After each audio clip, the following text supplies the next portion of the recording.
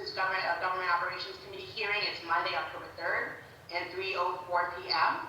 We are here to discuss docket number 0920, an ordinance amending City of Boston Code Ordinances 5, Section 5-5.10 regarding salary categories of certain offices and City of Boston Code Ordinances Chapter 2, Section 2-8.1, salary of city councilors, and Section 2-7.11, salary of the mayor, sponsored by Mayor Michelle Wu. This hearing is being staffed by our wonderful City Council staffers, Christine O'Donnell and Ethan Vera.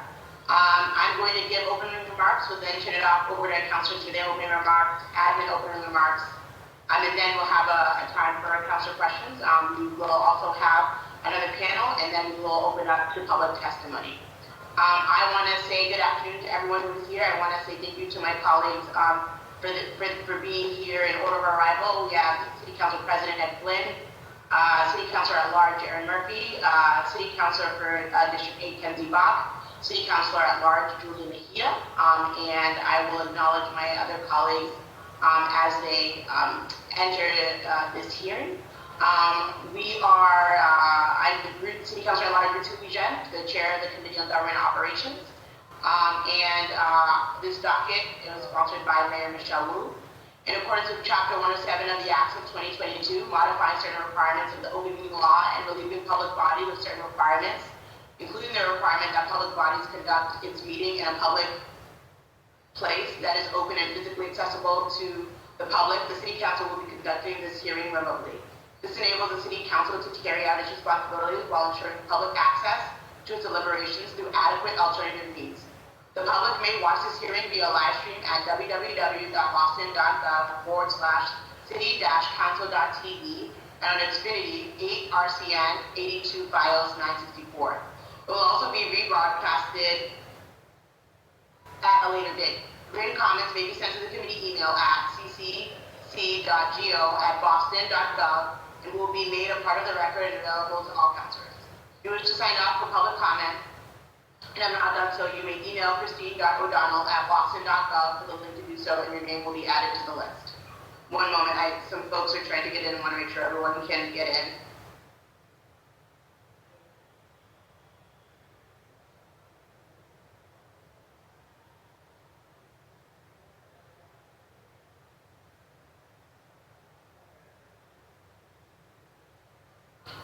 Okay, so the summary of this docket number 0920.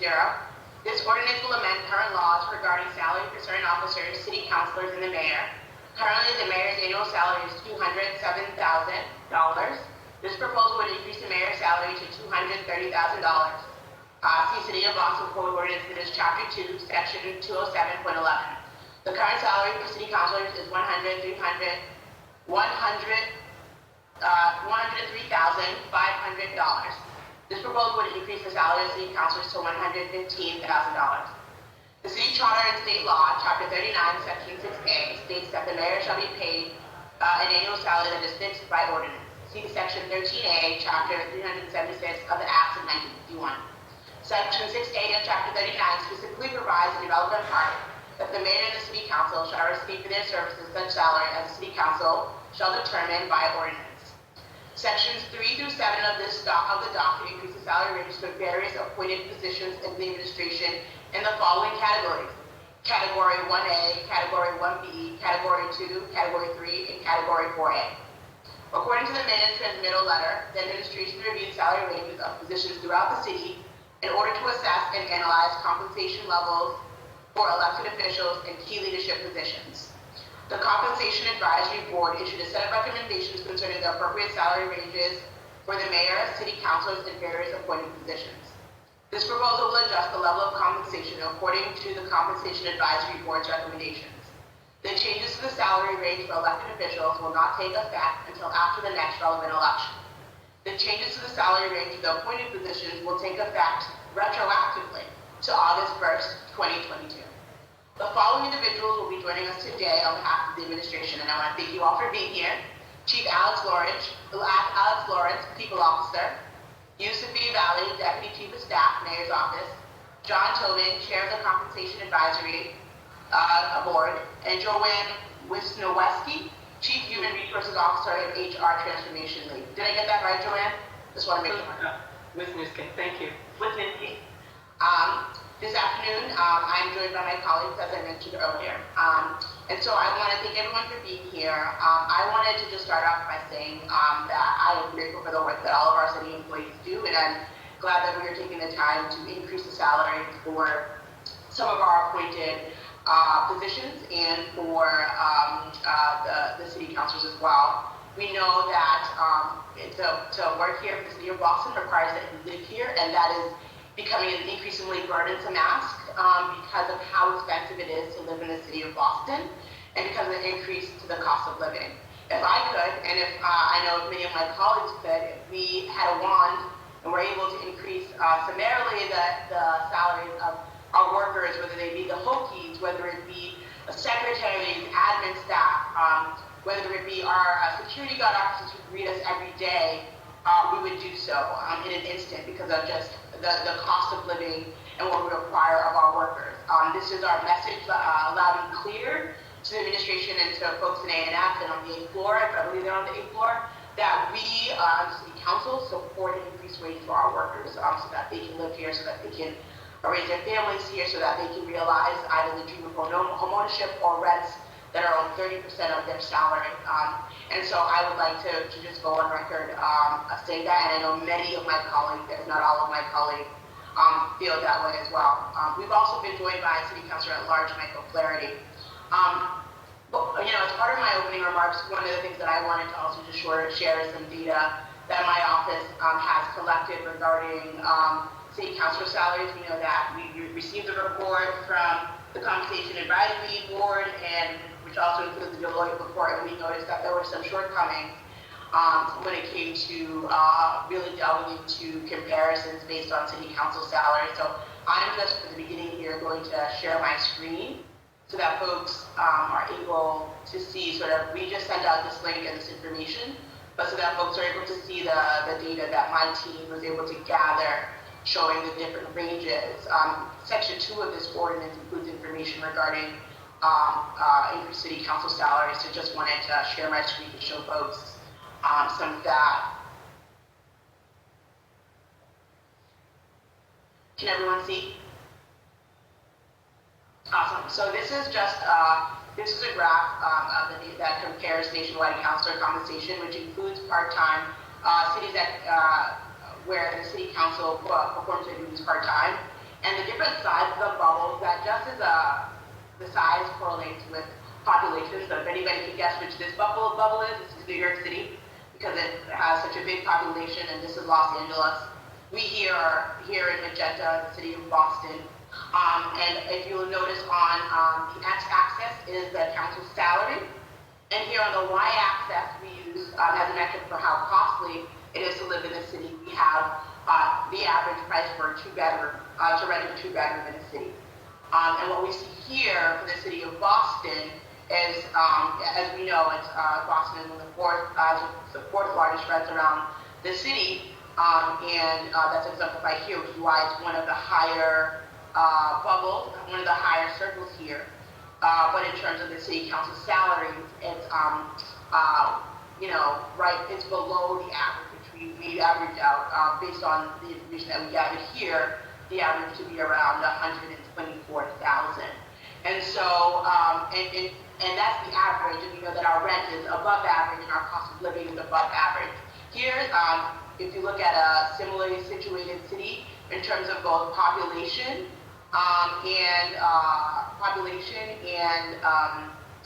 council salary, you would have Minneapolis, which has a population lower than ours of 500,000 people, of an average two-bedroom of $1,720, and the council salary right on par with ours, but they have a substantially lower cost of living and average two-bedroom.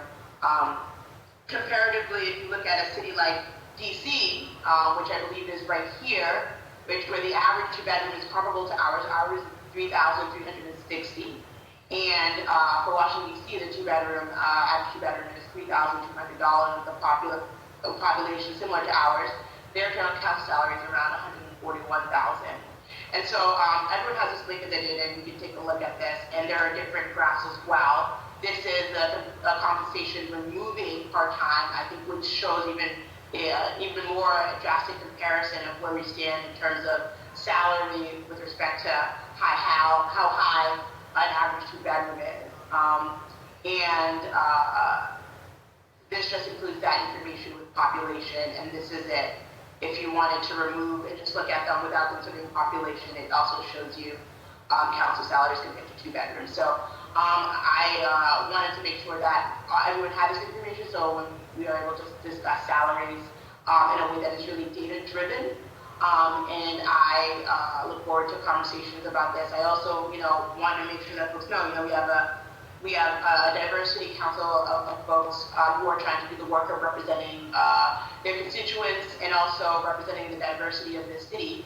Oftentimes that means supporting events from different mechanisms, sometimes including from our own resources, which I know folks do lovingly, but we also want to make sure that we can attract good folks to be here at city council who aren't, nervous about their requirement, are nervous about being able to meet their needs, as is the issue for so many who work here for the city of Boston. So I just wanted to open it up with that.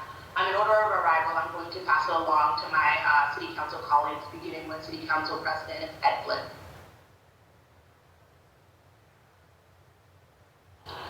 Thank you, Madam Chair, and I think you highlighted the critical issues, Madam Chair, on this issue.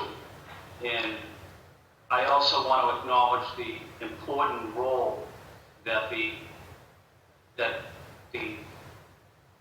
city employees play every day, whether it's city councilors, whether it's the mayor's staff, but also Councilor Louis-Jean, you also mentioned our public works people, our people that clean the streets, or our teachers, our security officers, our human services. So Boston works best when we work together. We're so fortunate to have so many dedicated and professional city employees. And I think it's critical that we pay people a salary so that they can support their family, that they can live in Boston, because we all know the struggles so many families have, especially young families starting out seeking housing. And we want to also make sure we attract people to city government that are able to pay for an apartment or pay for a mortgage. So I also want to acknowledge the city officials that are on this call as well for working with us on this issue. But I also want to acknowledge former City Councilor John Tobin and the board, the commission that he is on. They also play a critical role in providing needed and professional guidance that can help all of us make better decisions. So I want to say thank you to former City Councilor John Tobin. A couple of weeks ago, I was at a National League of Cities conference in San Francisco. It was with large city council presidents, and one of the issues we discussed was exactly this issue. So the issue of pay raises is not just a Boston issue, it's an issue that's impacting so many large cities across the country, because they're also experiencing huge increases in the cost of housing, especially in large urban areas.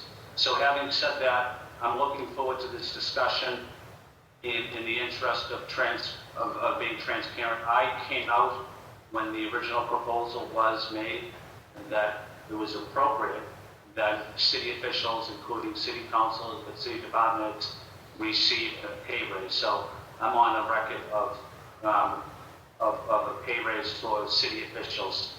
Again, I look forward to hearing from my colleagues and discussing this ordinance. Thank you, Madam Chair. Thank you, President Flynn. Next, we have City Councilor at Large, Erin Murphy. Thank you, Chair. And thank you, everyone, for being on the call.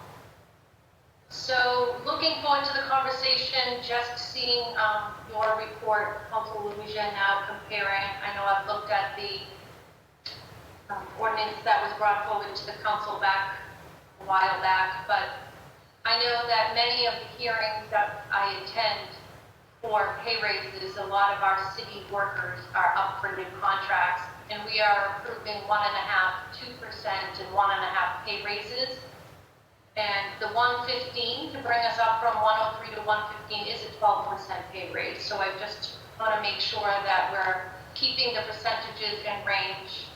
I live here in the city. A mom know that it's very expensive to live here. As an at-large counselor, many of the calls and advocacy we do is around housing costs and displacement. So it's important that we get our salaries right, but that we also, as public servants, when we take this role, many of us have, if not all of the current counselors, probably all past ones also, have many other training and skills to do other things. But for me, I chose this job, as a servant, knowing that 103 is less than what I was making as a school teacher in Boston with a much different schedule. But looking forward to hearing from my colleagues, and glad we had a hearing on this so that we can really hear from the commission and the people who brought forward these current pay raises to hear where they got those numbers and what they think about it and what my other councilors think about it before it comes to the council floor for a vote. So thank you. Thank you. Up next is City Councilor Kenzie Bach. Thank you so much, Madam Chair. I just really want to strongly echo your comments about the fact that I think we all are aware that salaries in the city right now are not keeping pace with inflation and with the competitive market. And for me, that's really the primary focus. And I've been encouraged, I know we'll be hearing from Chief Lawrence in a bit, but been encouraged to hear about common class work that we're doing and sort of putting salary increases on the table in upcoming negotiations. But I just want to flag that obviously we can't continue to have as many vacancies in the city as we do right now, and we have to be able to be competitive. And so, I think that's the number one thing. I'm grateful to the Compensation Advisory Board and Chair Tobin for all the materials that you guys put together and your work on this. This is not, necessarily a sort of fun or sexy topic. Obviously, I think we all felt the lack of a police commissioner and a superintendent in the first 6 months this year. And so, having people in place who we hope will stay for a longer time is really important to the city. And obviously, being able to be competitive in those national searches from a compensation perspective, I think was important and will continue to be important to that kind of longevity. So that's sort of where I'm coming from on that. It feels to me like Boston's got to be able to have competitive salaries so that we have the top talent in the country. And I just wanted to thank the chair as well for the data that she just put up about the city council comparisons across the country. That wasn't data I had seen before, and so I appreciated it. I just wanted to apologize in advance for the fact I have constituent office hours that we scheduled like 3 weeks ago, so I will be foregoing my question period on this hearing, but we'll be listening in for as much as I can, and I'll catch it on tape afterwards. So thank you, Madam Chair. Thank you, Councilor Bach, and I appreciate you highlighting the fact that we need to be competitive, so we need to be offering competitive salaries to employees. And we have a lot of positions that the mayor talked about today when City Council was over at Long Island, and we were thinking about how do we really get it up and running again. We have so many open positions that we need to make sure that we can fill, and so offering competitive salaries is definitely going to be part of that equation. Thank you, Councilor Bach. Next up, we have Councilor at Large, Julia Mejia.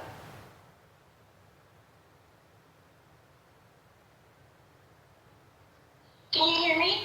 I can hear you, Councilor Mejia. Yeah, so I just want to say thank you, Chair, for bringing this to the council. I am looking forward to having the conversation, and really do appreciate the amount of time and energy that is being put to have this discussion, because, at the end of the day, we all work hard, and with inflation, as some of my colleagues have mentioned and pointed to, but I also wanted to uplift that our municipal employees, as you know, when we're having these conversations, making sure that we're thinking about how we're going to reconcile with that as well. Thank you. Thank you, Councilor Mejia. Next up is we've been joined by Councilor Braden. Councilor Braden, you now have the floor. Good afternoon, Madam Chair. Thank you for holding this hearing this afternoon. I want to echo the sentiments of my colleagues that really we are in a competitive job market, and that in order to attract talent and skills to address our very, very pressing issues in the city, we need to have competitive compensation. And I really look forward to listening to the conversation this afternoon and finding a way forward for this challenge that we have to try and address our vacancy levels and to try and attract new talent to help us with all the work that we have to do. So thank you. Thank you very much, Councillor Braden. Next up, we have Councillor at Large, Michael Flaherty. Thank you, Councilor Louise. I think our colleague, Councilor Brian Worrell, was in the waiting room with his hand up, so He's I don't here. think he's been I very hear good. he's here. Very good. Thank Thank you for shepherding the hearing, and obviously us, we're all in the unenviable position of having to vote on these matters, because statutorily that's one of the requirements. It's arguably one of the only ways that compensation could be advanced. So I know my former colleague, Councilor Tobin, knows that issue very well. So I'm looking forward to hearing from the Compensation Advisory Board and anyone else that has an opinion on this matter. Curious to see sort of where that number came from, and I guess what were the metrics that were put into that, and go from there from the conversation. Thank you, Madam Chair. Thank you, Councillor Flaherty. Next up, we have Councillor Gabriella Coletta.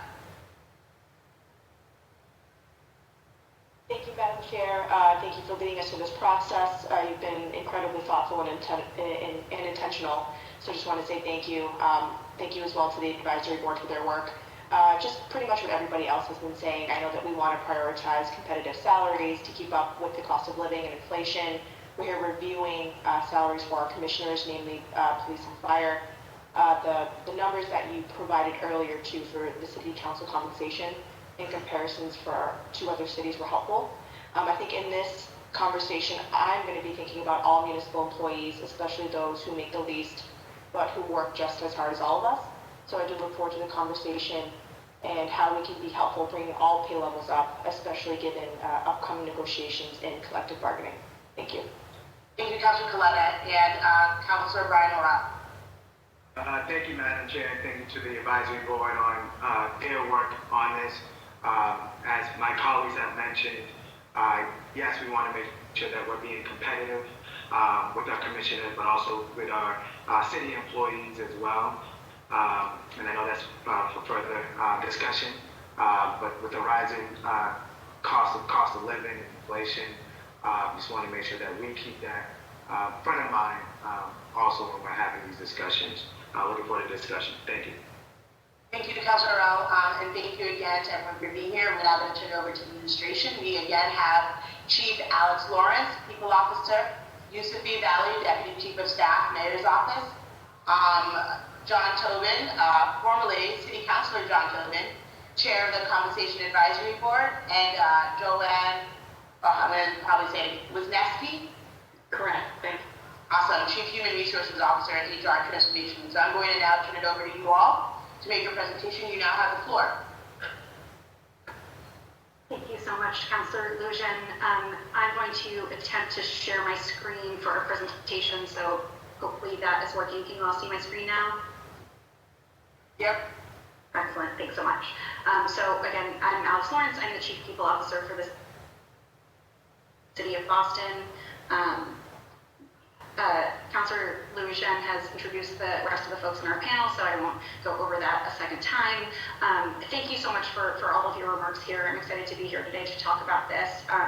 As you sort of read at the beginning here, Councillor Lujan, these salaries for these specific offices that we're here to discuss today are dictated by ranges set in city code, and that in order for the mayor to make certain adjustments to pay outside of the context of these ranges, we have to change the ordinance, change the city code itself. And so there's also, as part of the city code, the Compensation Advisory Board is required to issue recommendations on a biannual basis based on checking the market and comparing the specific positions within the context of these ranges against benchmarks and best practices. And thank you for all of your remarks about city employees as a whole. Of course, that is incredibly important to us. It's incredibly important to the administration to think holistically about our workforce. The reason that we did not focus this report on that is just because this particular report that we did, the work of the Compensation Advisory Board as set in city code, is just the specific mechanism that we use to advise on these particular positions set in ordinance. We have many processes, as many of you have highlighted throughout the context of your remarks, that set salaries for other positions across the organizations and mechanisms that we have to adjust those salaries. So the reflection of only talking about this one set of positions today is in no way a reflection of our values of the importance of salaries across our entire city workforce. We deeply care about those things. It is the bulk of the work that we do as an administration. We have many mechanisms that I'm happy to review of how we do those. You've highlighted collective bargaining. This administration came into office and inherited all of our collective bargaining contracts had expired, so we are working tirelessly to close those contracts, to work with our union partners to help them figure out what fair wages are for all of the positions across our organization. We also do various class and compensation reviews, as Councilor Bach highlighted. And in addition to our collective bargaining agreements for those who are not represented by a collective bargaining unit, we did a set of increases that reflected cost of living increases for all of the other positions. So just as a sort of reminder and context for this conversation, this is far and away not the mechanism that we use to adjust other salaries. It is just the way that we are able to talk about these particular salaries. So just wanted everyone to sort of be clear on that. I'm going to turn it over to Yusuf Valley, the Mayor's Deputy Chief of Staff, to talk a little bit more about why we're proposing these changes. Thank you so much, Chief Lawrence. And really thank you to you and your team, to Joanne, for all the work that you've done, not only on the compensation study, but really handling the number of challenges that this administration faced when we came in, from moving on hybrid work to the collective bargaining pieces, to really making sure that we're supporting our city's workforce. So thank you for that. And thank you, Madam Chair and Legion, for this hearing. And of course, Council President, for just moving this work forward in this important hearing. So why do we propose these changes? First and foremost, we propose these changes purely as a matter of good governance. So due to the COVID-19 pandemic and the multiple mayoral transitions, the board had not met since 2018.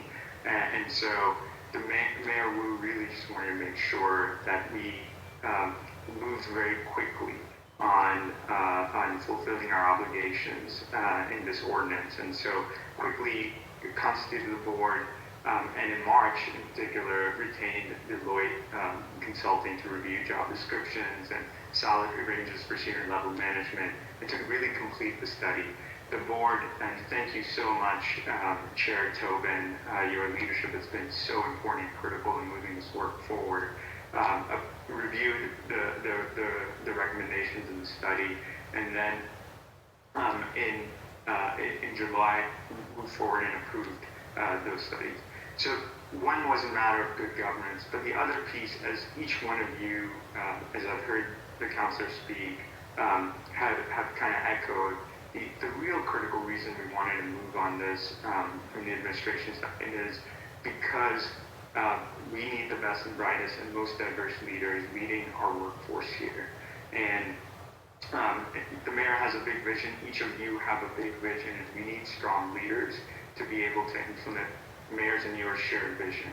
And at a time when the labor market is so tight, salaries across industries are really increasing, cost of living is going up, increasing compensation is just a real key ingredient for us to ensure we have the right leaders leading the 17,000 workforce.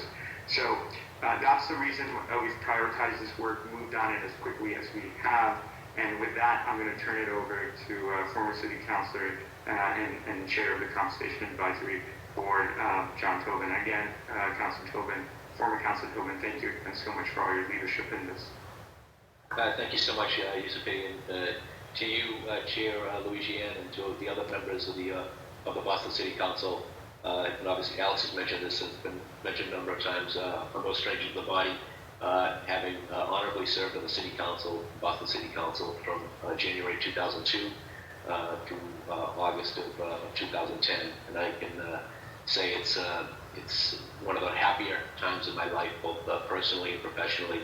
And I thank each and every one of you for running for office in the first place and for serving the city of Boston so well. I know it's a challenge, particularly in the times that we all live in today. So thank you very much. I was appointed to this board to fill a vacancy by the previous administration a few years ago, and filled out the rest of that term. So the last time we met, the board met was in 2018. In that time, and then COVID comes along, some other transitions come along from the board and from the mayor's office at the time, and then COVID comes along, and there's really no appetite to talk about any of this. We're all trying to get it through our lives. When Mayor Wu was elected last November, kind of everybody was lapsed who had served on the board before. Mayor Wu asked, and I accepted, to serve as chair of this board again for another 5-year term. And I was just reappointed back in June for another 5-year term. And along with that, well, obviously, we've met Alex Lawrence, who's the administrator for the Compensation Advisory Board, Jeffrey Wee, who's a partner at Borough Law, Kate Passafaro, also formerly the building VP of Community and Government Relations at Berkeley College of Music, and Selena Barrios-Miller, also no stranger to City Hall, VP of Office, Race, and Equity Research at the Urban Institute.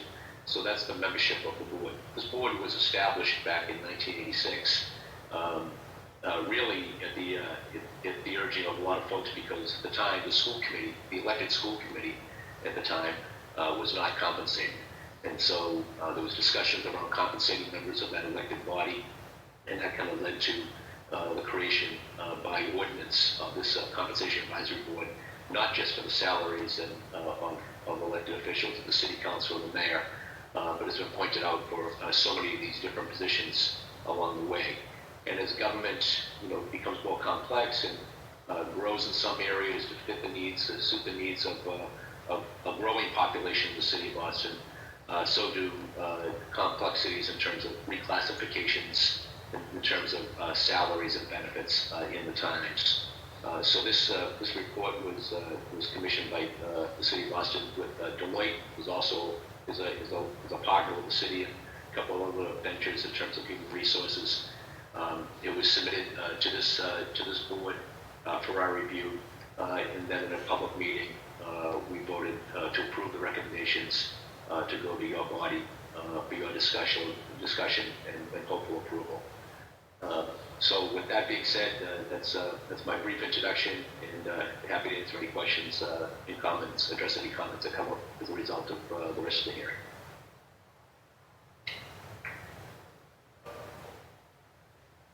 Am I introducing Joanne now? Sounds like it. Okay. So Joanne Wisniewski, who you've met before, and she's going to introduce herself and talk about the methodology in terms of the report. Joanne? Thanks, John. And thank you, Madam Chair, and to the City Council for having us today. My name is always a challenge for everybody, so not to worry. Mine is too, don't worry.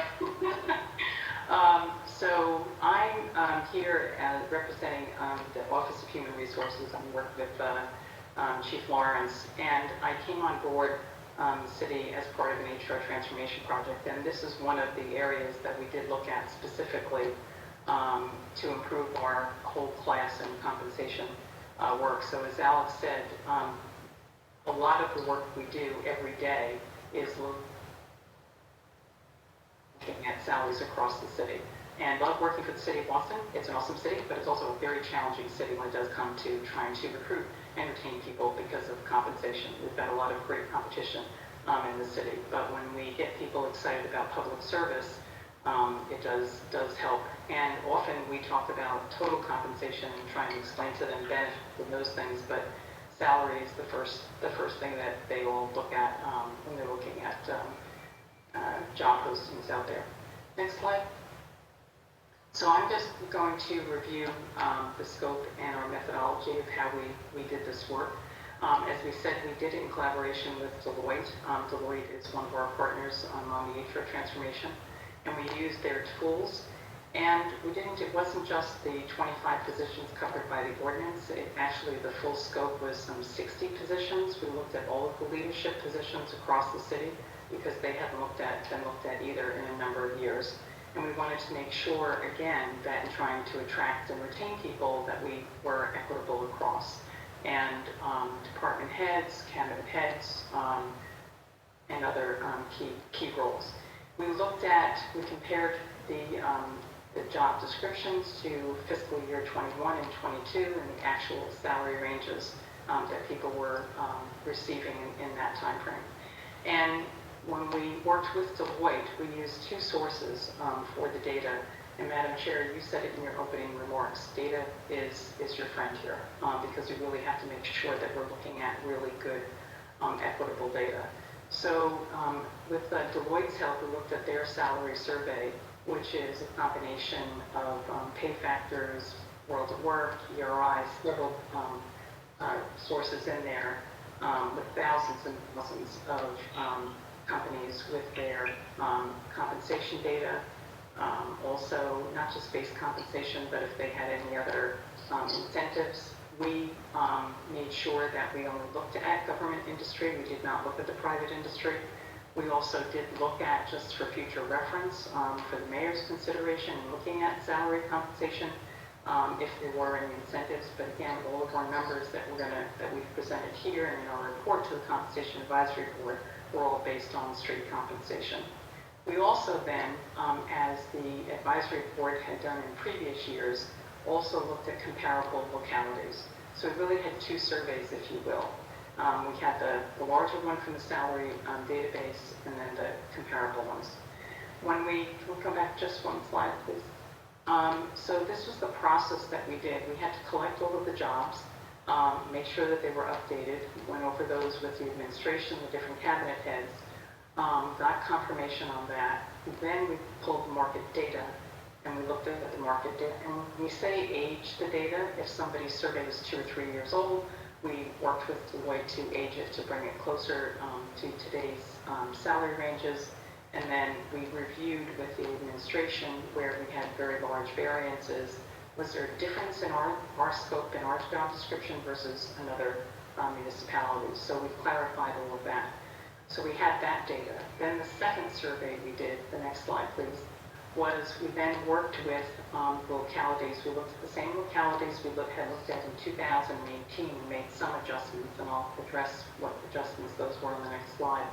But we actually sent out a templated survey to these localities.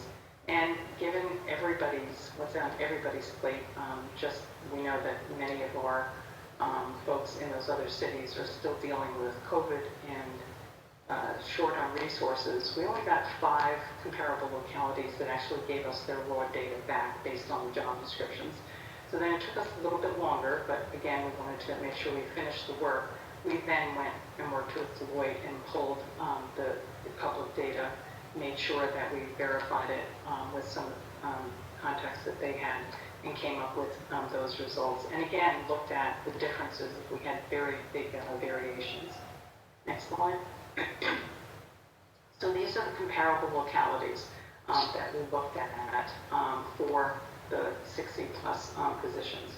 And as it says, of the 17, 14 were the same cities that had similar populations, and the other 3 jurisdictions were from Mass, including the Commonwealth of Mass, to reflect the local competitive market. We had a few that we had to eliminate that were done in 17 and 18 because they didn't have any data and didn't have time to respond to that, including Brookline, El Paso, Texas, and Worcester, Mass. But these are the comparable cities.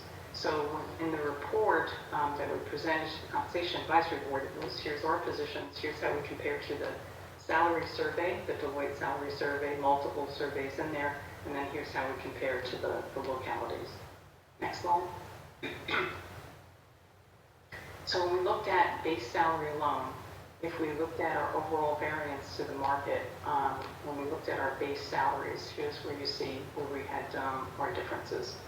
And if we looked at just the comparable markets, 6% of our positions were below the 25th percentile, 17 at the median, and 26 at the 75th.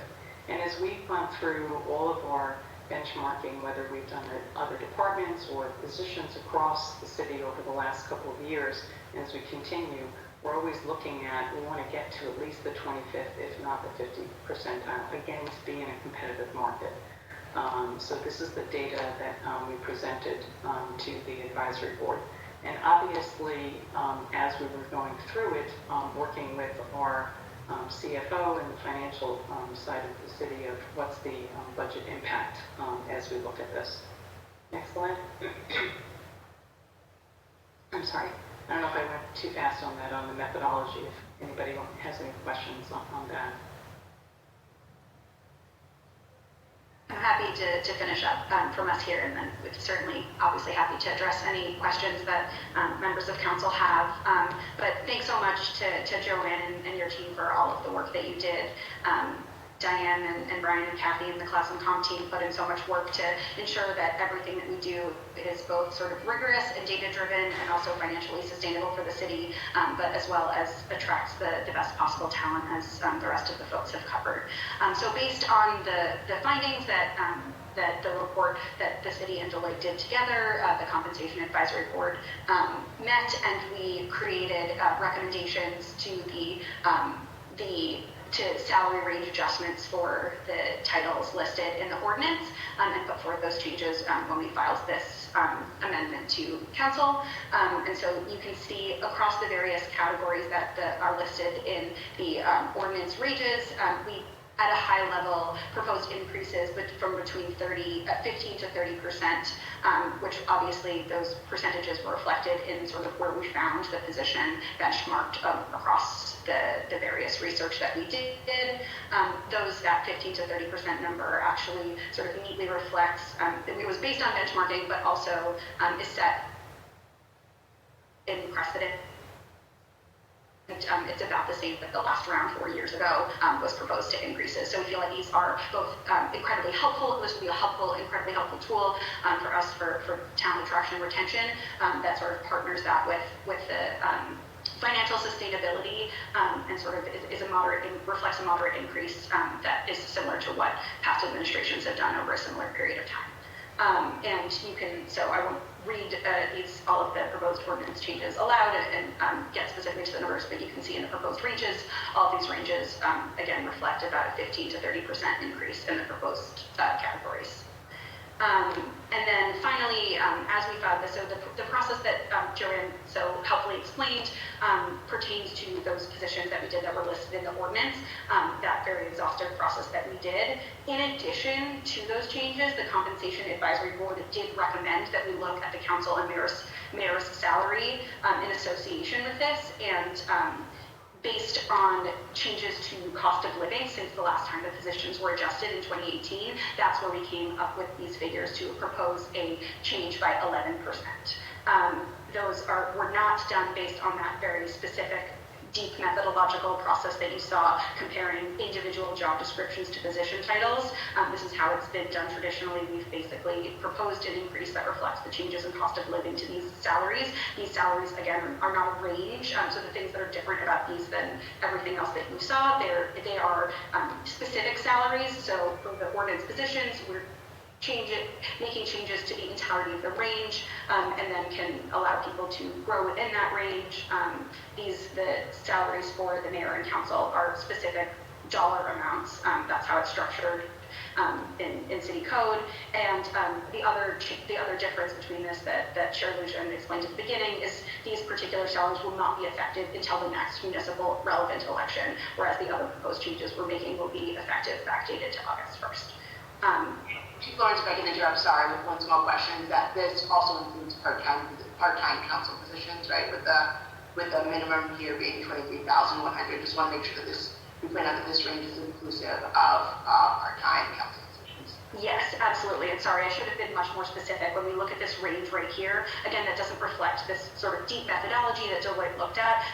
We wanted to just sort of gut check that these increases that we made, this proposed recommendation that we made to increase these salaries by 11% reflected something reasonable with the benchmarking across the country. So we did just the sort of, not the deep salary survey, but just the peer cities looked at those ranges, which do include part-time positions. And again, my council jobs and mayoral jobs across cities have very different scopes, different sets of government. So that like very careful matching that we did for those earlier parts that we spoke about with those other positions does not apply here. This recommended change was based on cost of living, which is also the proposed changes that happened in 2018, the last time that this happened. So that is our remarks and prepared administration presentation, but we're here to answer any possible questions you all have and look forward to the discussion. Thank you. Thank you, Chief Lawrence. I appreciate that presentation. Also, thank you to former Councilor John Tobin, to UCB and Jordan as well. Thank you for your for this presentation. I just want to note that we've also been joined by District 6 City Councilor Gabriella. So I'm first going to start off with, and Councilor Lada, you can feel free to give your opening remarks once we get around for Q&A. We're going to open it up for questions. A question that I had, I believe that both Alex, you mentioned this, and Joanne as well, I'm not sure who else, but the idea that we also check to see how this would affect sort of like the city's, making sure that the city would be able to continue to have like a balanced budget, and that we were making sure that we were taking steps to affect the city's own purse. So can you speak a little bit more to that? Yeah, I'm happy to. We don't have representation from our finance cabinet today, but they were with us lockstep every step of the way to ensure that these changes can be absorbed in this year's budget cycle. So we feel very confident that these are a reasonable set of increases. And again, there are changes to the ranges. So it's not like everyone will go to the top of that range. We will set salaries that are appropriate given the benchmarking, given the experience that the individual folks in those roles have. But yes, we certainly worked in lockstep with our financial office. They were a huge part of this entire process, and we feel comfortable with these amount of increases and what they will do with the context of the city budget. Great, thank you. And just to be clear there, from the way that I read the report, and I also I looked at the Deloitte report, there's no increased salary proposal here that is below, where the minimum is below, I think, $135,300. Is that correct?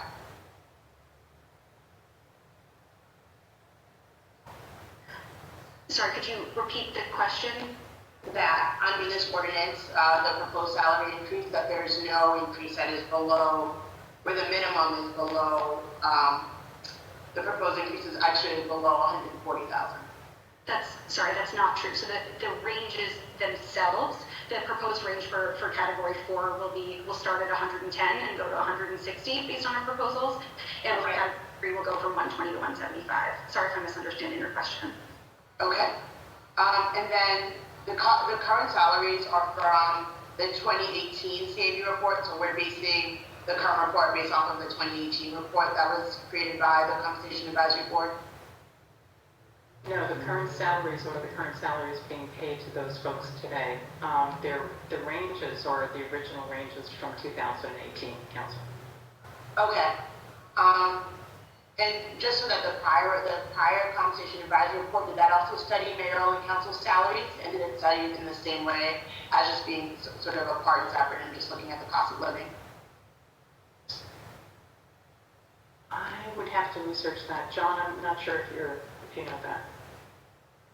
I think the last report dealt mostly with classifications of positions and subsequent salary changes, but I'm not sure on the council. There was one in 2014. So it may have been a small 2018 study, I believe, did not look at those, so we kept the scope similar to that. Their recommendations were also based on cost of living. That did not come from the previous Siegel, who did the previous compensation advisory study. They did not do that level of detail on the council and mayoral salaries, I believe. I'll have to confirm, but I'm fairly sure that's true. Okay, and yeah, because I know it also, I think Thurston Young did the report in 2015, and so I'm curious to see if that also included because what we see here is like a more, even with this report, a more in-depth review of sort of admin positions and less of a focus on sort of like what comparable, which is why, you know, we did that look at sort of what are other localities doing in terms of city council salaries, because we just found that in prior reports, that information, that comparison was really lacking. But I'd be curious to see if the Siegel Water reporting included it, or if the Ernst & Young report from 2015 included a more detailed breakdown of those salaries. Yeah, so typically my understanding, and I can confirm that, is that city council and mayoral salaries are not part of this process and haven't been, and that including them, we included them here because there is no alternative mechanism, as unfortunate and potentially awkward as it is, to discuss those salaries, and so we thought that it was reasonable, as we were already having this conversation, to, as has happened in precedent, to include them as part of this filing. Okay, and also just as part of this ordinance includes retroactive pay. Do we know if that is a common practice of ours, or is this something that we're doing for the first time? So yes, or sorry, Joanne, you might want to answer this. So it is quite common, and we do this in our collective bargaining contracts. We do this in our other increases, just because the process itself can administratively take a long time.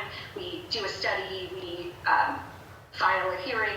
There's a long sort of lag time in the process, so it is pretty common for us to backdate something, just knowing that the research and the benchmarking and all the processes we did led to that point in time description. So it's something we do. It's something we've done in many contracts. We did it with our non-union increases. It's a thing we do quite frequently.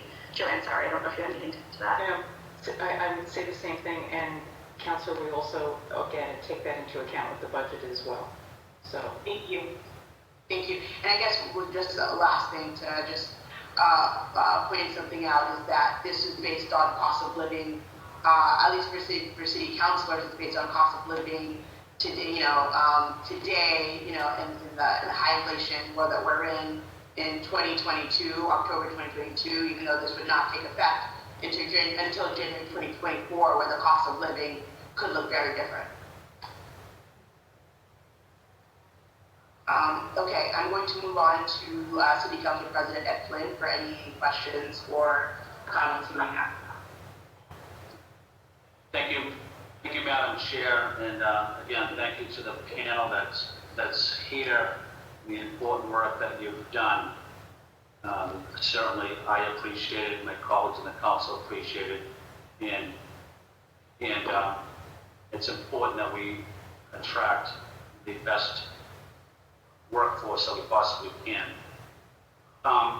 My question, maybe to whoever would like to answer it, even if it's anecdotally, but were there, and I don't need any names at all, but were there any cases where the administration was looking to hire a person as a department head that did not want to accept the offer because the salary was too low, or even if it was a good salary, it wasn't enough for that person to buy a home. Maybe there was a young professional, maybe it was a young person that had a young family. But were either of those cases presented to the mayor's team, say over the last 6 or 7 months? Just want to get a flavor of what some of the issues are. Councilor, I'll handle that. I'll answer that question.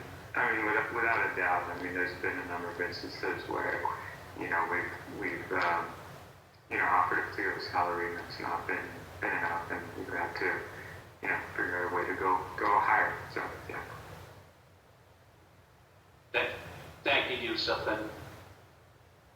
and I agree with you. I think also, as it may relate to my colleagues, I'm fortunate enough to own my own home because I've had the opportunity to own my own home with my wife for maybe 20 years, but for a younger person that's starting out in elective office, maybe they don't have that same opportunity that I do.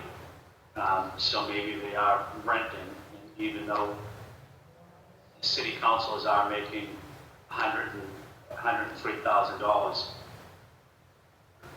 That salary is not enough really to buy a home. That's just something I've heard from my colleagues, but I just wanted to highlight that issue because you could be a young person that wants to start out in politics or run for office and maybe not decide to run at the end of the day because the salary might not be enough for that person who might have a young family, might be single, but that salary might not be enough to buy a home. Certainly everybody wants to own their own home. So I don't really know if I have a question on that, but I do know that that's a factor. Let me ask, maybe Alex or whoever else in the city, and again, thank you to our colleague, former colleague, Councilor Tobin, for the important work he's doing. But what would a person need to make as a salary if they wanted to buy a single-family home? It's probably a question better for Sheila Gillen, but it certainly impacts this discussion right now. But what would a person that wants to run for office or that wants to be a department head, what type of salary would they need right now to buy a home? I unfortunately don't have the answer to that question off the top of my head. I'm not sure if anyone else does. I'd have to get back to you on that. Sorry, Council President. Okay, anyone else have any thoughts? I know Councilor Anderson has her hand up. Time Fernandez Anderson. Hi, Council President, I'll do just you state that. want to jump in? Well, I should actually go to the chair. I apologize, Madam Chair. Do you want? I can hold off for a second. I'll just note that I'm sorry I failed to note that we've been joined by District 7 City Councilor Fernandez Anderson. Councilor Fernandez Anderson, I'll give you the opportunity for opening remarks once we get to you for question and answer, unless you have a response to Council President Flynn's comment about how much it would require to purchase a home. Thank you, Councilor Lujan, Madam Chair, Councilor President Flynn. Just in regards of home ownership, I think the AMIs right now offered, according to what's affordable, it's in the 100% to 120%. I know that as a councilor and a mother of two, so family of three, I don't reach that AMI. So basically, on my salary, I cannot afford to buy a home. To answer your question. And thank you, Councilor Fernandez. And before me, I have this chart that the BPDA produces. So someone at 100% AMI, family of three, in order to, what the 100% AMI is for a family of three, is $126,000 to $126,200 for a three family at 100% AMI. So just wanted to point that out. Councilor Latta, you will have the opportunity to give opening remarks or questions to the admin, but if you are responding to Council President Flynn's question, you can chime in now. Thank you so much, Madam Chair. I just wanted to read, because there's a report that was just released in June of this year, a report on the state of housing in the United States by Harvard University's Joint Center for Housing Studies, and they found that you need to earn more than $181,000 per year to afford a median-priced home in the greater Boston area. Thank you, Councilor Latta. Hopefully, Council President Flynn, those answer your questions. I'm not sure if you had additional questions that you wanted to ask.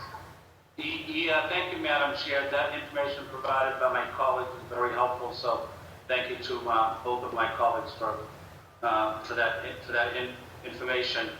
And I guess my final question, maybe to former Councilor Tobin. Councilor Tobin, in your experience, have you had an opportunity to talk to elected officials across the country and get an idea of some of the challenges a mayor has or a city councilor has that may not be able to stay in that position due to a salary that they can't afford to be there any longer? You know, the cost of housing, the cost of education, but do we have a sense, even if it's anecdotally, that maybe a mayor's salary or a city councilor's salary across the country may not be enough, especially at this time during this, as we come out of the pandemic, but this huge rise in property across the country? Yeah, thanks, Mr. President. We probably talked to the same amount of folks, you probably more recently to elected officials, around the country, but certainly, salary is definitely a factor. It depends on what part of the country you're coming from too, right? Some places are a lot more affordable than others. Boston is certainly an outlier out there. It's one of the most expensive cities to live in the country for sure. There's all other considerations besides salary. It's time. I think all of us go into this when we put our names on a ballot, where we kind of know what's out there. I don't think once we get elected, we understand probably the time that goes into it, and you're always on the clock, if you will. And that's a fun aspect of the job, is that you connect to your community, you represent your community. But salary, I think, particularly, maybe depends on the circumstance in life. If you decide to get married or stay single, what have you. There's other different factors and other life circumstances that come into play. Certainly there are people who stay in elected office less than they used to be. Back in the day, I think the body is a perfect example. I'm an example of that. Stayed for 8 years, and an opportunity came up that was good for me and my family, and so I chose to take that. And you're seeing a lot more of that happening, but certainly salary is definitely a consideration. I think that's one of the reasons why the Compensation Advisory Board, we have our ordinance and tasked with these different categories, but also certainly wanted to look at the city council and the mayor as well, and try to adjust according to the cost of living in our city. Thank you, Councilor Tobin. Madam Chair, I have no further questions or comments. Thank you for giving me this opportunity to weigh in.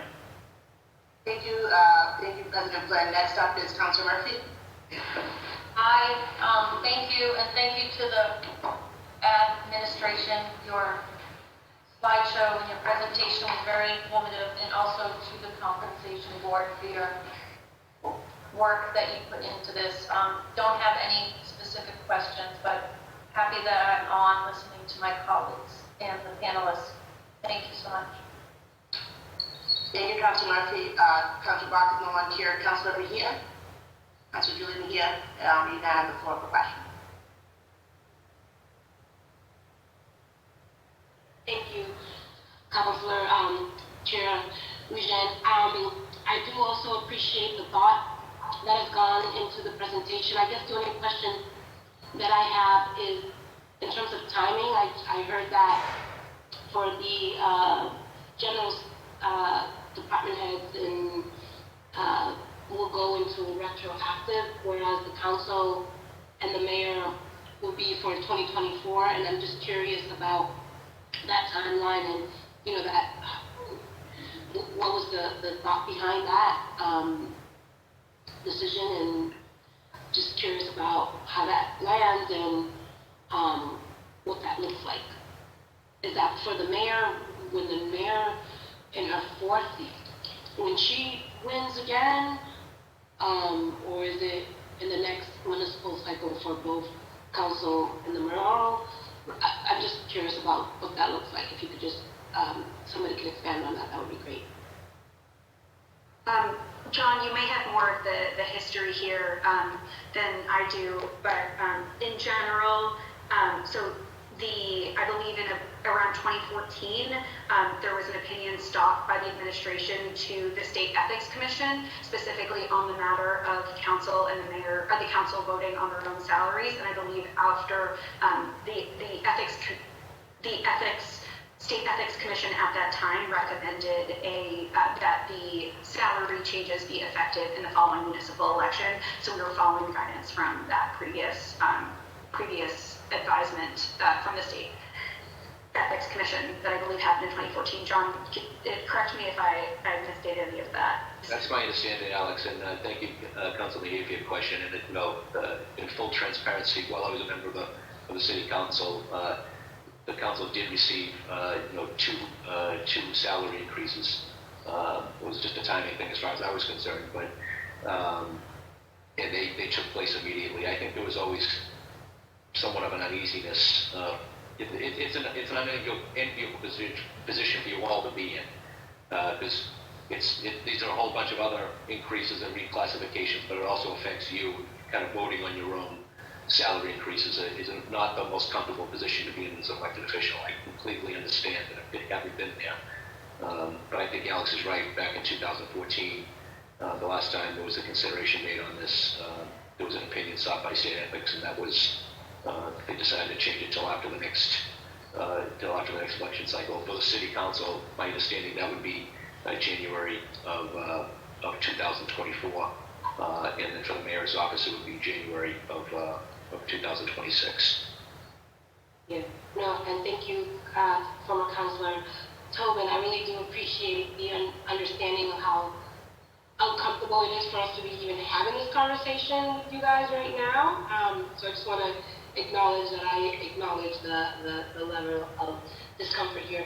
And I would think that as we continue, because this will not be the first and last time that we find ourselves in this, I just think that there needs to be a different mechanism for these sort of discussions that happen that do not include councilors or the mayor. There should be like some third party,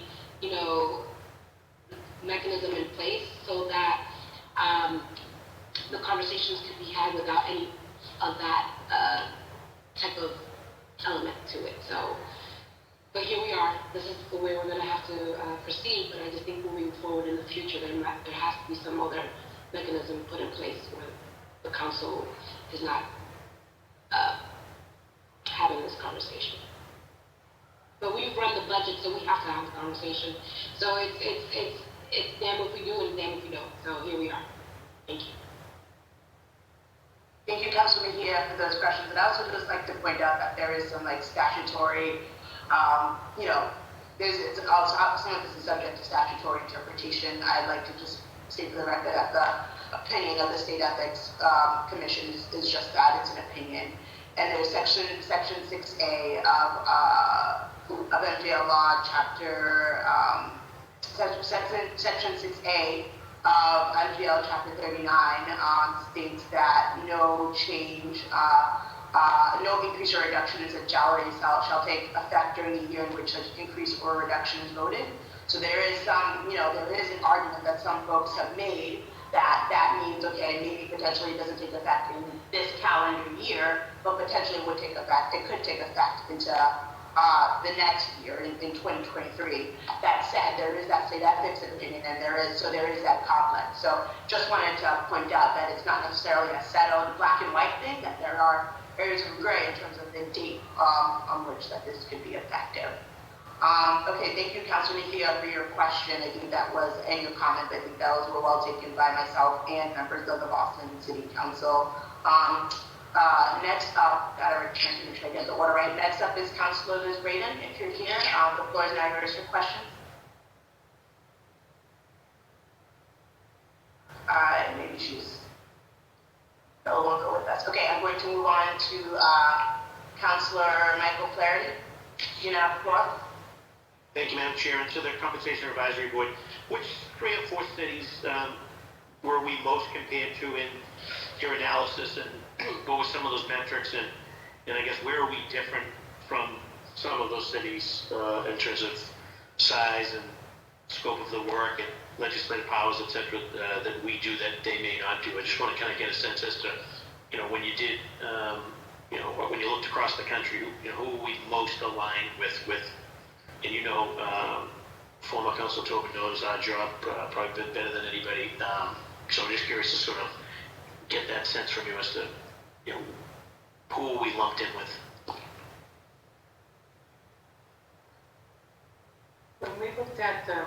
were asked to look at the counselor positions at the end. We looked at the peer cities that were in our presentation that we just went over before. And John, I think they varied. There were some that were truly very, very much part-time positions. But as Alex said, we didn't do the deep analysis as we did on the other ordinance positions. But we did identify which ones were state capitals and had similar. We always tried to go for, when we did anything with the peer cities, to go with those that had similar populations to us. Same form of government as well. No, they weren't. Population size, district size, all those things, were those factored in? And you had referenced that you sort of looked at us at the very end. Was that more like kind of an afterthought throw in, or where was the focus through the whole process? The focus for the compensation study was the positions identified in the ordinance, the 25 plus our leadership positions. And then when we were asked to look at the peer cities for the counselor and mayor's salary, we did that, and we used the same peer cities. But I can tell you that the structure in those cities they weren't necessarily the same, or we didn't do a deep dive on those. So we don't have all of that information. Can you list those, can you list 5 peer cities for me? Alex, can we pull back up the report for a moment?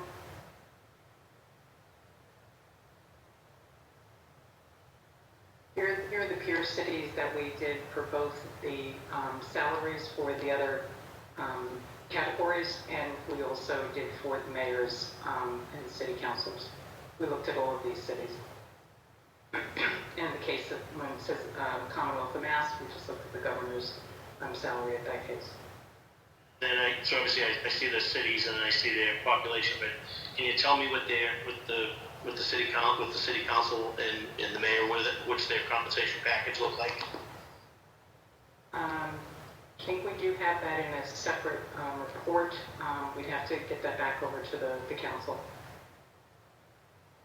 That'd be great. I just want to sort of see, which peer cities we were aligned with in terms of, again, size, scope, population, etc., but also on the comp side. Do you know offhand which, what are the top 3 highest salary city councils across the country? I'm sorry, I can't recall it. This was back in the summer, and that seems like such a long time ago. I will get the information for you of what we found with the cities. And based on your analysis, is it fair to say that we were sort of aligned, at least with that peer group, in terms of the recommendation from the Compensation Advisory Board with respect to Boston, both mayor, council, as well as all of our other categories, were we, in terms of the competitiveness, were we competitive with other peer municipalities? Well, not knowing what they had done in previous years for increases, it's kind of hard for us to answer that. I think as John and Alex have said, we looked at it from a cost of living increase more for those positions. Very good. Thank you, Madam Chair. Thank you, Council Flaherty. I still think that we should get an official answer from the administration, but I'm just going to share my screen again to share that information in my office, because we didn't feel like there was a deep dive done into, it says that the Boston Compensation Advisory Board shall study the adequacy of salaries and expenses of the mayor and members of the city council, but in actuality what happened was really just an adjustment for the cost of living. Here, if I share my screen again, you'll see that my office in New York, San Francisco, and Los Angeles are 3 of the cities with the highest city council salaries here on the lower end, but this is also where Boston is. And every city to the right here, the city council essentially makes more than the than the current Boston compensation. And this is without part-time. This graph will include all of the part-time city councilors. So everything again to the right on the graph are city councils that make more than the Boston City Council. If you want to look at it based on population, including part-time, this gives you a sense of what that looks like. And this is the information that my team sent out just right before this started in a link. And you also have static PDFs, but this link will also, if you take a look, it'll give you the council salary, the average 2-bedroom, and the population, so you're able to compare similarly situated cities, account for population, and cost. So I just wanted to point that out. Madam Chair, do you know off the top of your head what Seattle and Philadelphia and Portland, what that comp structure looks like? Do you have any exact numbers we could compare? Oh, yeah, I wanted to show you something as well, because I believe Joanna mentioned, this is so all of our data, the data that my team put together, looked at all the cities that are included in the compensation advisory report. So these are all dots, circles included on the graph, but this is Seattle right here, where the mayor's salary and this is the council salary. Again, Washington, D.C. is similar population, mayor salary, council salary. You look at, there are other cities here with that information. Our graph includes more than just the cities that were looked at for the cost of living difference by the compensation advisory board. But I'd be happy to send this to you as well. That'd be great. Madam Chair, and just one last question, obviously, is in that comparison, can we also get a copy of what those city councils and mayor and those other staff positions, what were they making the last time there was a salary adjustment, in terms of just see what the increase percentage was for, again, the ones that we were paired with? I don't have that information. I'm not sure if the administration collected that or the compensation advisory board collected that information. I'll let Joanne or former city councilor Tobin speak to that.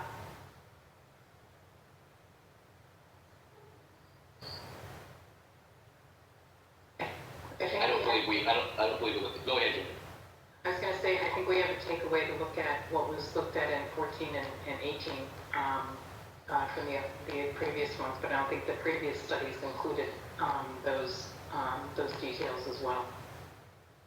John? I don't believe so either, Joanne. I believe it was just on cost of living. Thank you. Councilor Flaherty, do you have any additional questions?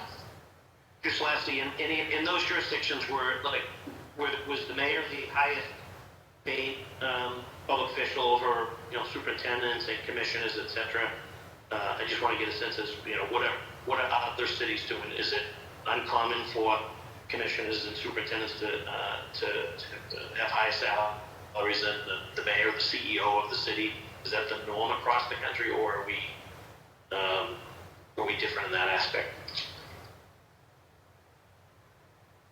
We have to look into that for you as well. I'm sorry. We can do that. Very good. Thank you, Madam Chair. We can get that additional information. That will be very helpful in terms of just processing and taking a peek at the metrics of the peer cities, etc. Great, just writing that down. Thank you very much, Councilor Flaherty, for your question, and I'll make sure that we are able to get that information. Again, we want to make sure that we're able to study the adequacy of salaries and expenses as required under 5-5.10a from the Boston Compensation Advisory Board. So this is just information I think that would be helpful. Next up, we have Councilor. One moment. We have Councilor Gigi Coletta. If you have any questions. Thank you, Madam Chair. No questions, but would I be able to just provide a comment? You may. Thank you, Madam Chair. But this presentation was thorough and informative, and just a quick comment. I appreciate the line of Councilor Flynn's questioning around the cost of living and how hard it is for the average Bostonian. Councilor Laura mentioned that you need to at least make $181,000 to even afford a median level home in the city. I think we're talking about fair compensation in this city. And as a young Bostonian, I'm currently a renter, I'm a former staffer. It was incredibly hard for me to keep up with rent, student loans, and other expenses that I had to pick up a wage-for-same shift during my time here as a staffer to make ends meet. So I think that is indicative of what the entire situation is across the city. And of course, now I find myself in a unique position where I've been here for 5 months and I'm already voting to increase my own salary. So I think for me that this is the system in place in which we operate, obviously. And do I think that we work hard day in and day out to serve the city? Yes. But I do want, I think for me this entire conversation underscored the need for everybody who works with the city of Boston to receive a raise. And this is just my push and encouragement of those on this call and maybe others in the Office of Labor Relations to expedite those collective bargaining conversations, especially those who make $16 an hour in public works, people who are school bus monitors and crossing guards. I think for me, I would feel more comfortable prioritizing, their salaries and making sure that they're not displaced, in addition to making sure that everybody at all levels is compensated. So that would be my comment, and I appreciate the space, Madam Chair, to provide that. And thank you again to everybody for the presentation. Thank you, Councilor Coletta. I just want to echo something you said, like one job should be enough. One job should be enough for our workers in the city to be able to pay their rent or pay their mortgage or meet the basic needs of their families that we see time and time again. With stories from our city employees even where that is not the case, where they're taking on second and third jobs. And so want to underline that call that, whether elected or appointed, whether starting a new job or having been here for years, we need to make sure we're doing everything we can so that it does not become sacrificial for folks who want to live and serve in their city. Next up, we have Councilor Worrell, Councilor Worrell, are you present? Next is Councilor Rada. And next we have District Councilor from District 7, Councilor Fernandez.